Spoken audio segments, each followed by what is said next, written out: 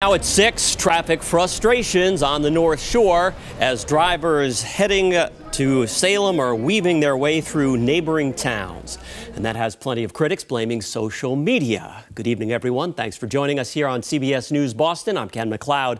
Spooky season is certainly upon us, and so is shortcut congestion. In fact, as WBZ's Paul Burton shows us, some people living in Beverly have had enough.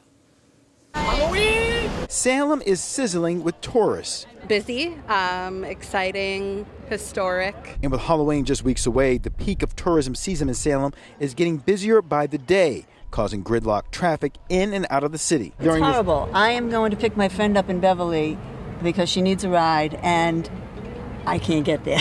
Residents in both Salem and surrounding communities say trying to navigate during the month of October is stressful. Just kind of, hope I can get a spot. I will say it's similar to Mardi Gras. It's bumper to bumper. You really can't get around.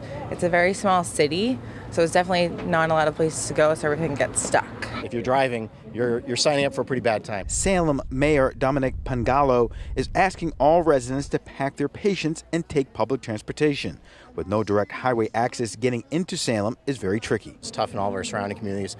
The economic benefits are regional as well. The travel and tourism sector for the North Shore brings in close to $1.3 billion in spending. It supports 8,000 jobs. Some people are complaining about it more and more. George Sampson works in Beverly. He sets up his belt and wallet vending business every weekend. He says a lot of Beverly residents are complaining about the traffic flow from Beverly to Salem this time of year. I have to wait for a lot of cars to go by that are using Essex Street to get out to 128 now. Aside from all the traffic, the other challenge is parking. Salem has approximately 4,000 parking spots, and the mayor says they can get as many as 65,000 visitors on a weekend. Over 100,000 as we got closer to the end of the season, so do the math. You're not going to find a parking space. If you're planning to come to Salem, come by train, come by ferry. Yeah, I got a lot of nice people that are just tourists and they want to get out of Salem for a day and they come over here. Which leads to gridlock traffic. Take a train, take a ferry, don't drive. It's definitely adding to the traffic of the city, and the residents don't like it. You gotta go with the flow, I guess, right? In Salem, I'm Paul Burton, WBZ News.